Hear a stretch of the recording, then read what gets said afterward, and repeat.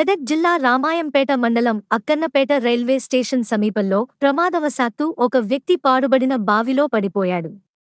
వెంటనే గమనించిన స్థానికులు ఫైర్ సిబ్బందికి సమాచారం అందించారు. ఘటన స్థలం చేరుకున్న ఫైర్ సిబ్బంది బావిలో పడిన వ్యక్తిని తాళ్ల సహాయంతో లోనికి దిగి రక్షించారు. దీంతో స్థానికులు ఊపిరి పీల్చుకున్నారు. బావిలో పడ్డ వ్యక్తి హైదరాబాద్ ఘట్కేసర్కు చెందిన నిరంజన్గా గుర్తించారు. స్వల్ప గాయాలు ఉండడంతో ఆస్పత్రికి తరలించారు. అందులోనే పడిపోయింది ఫస్ట్. అది ఫస్ట్ మీద కూర్చున్నా సార్.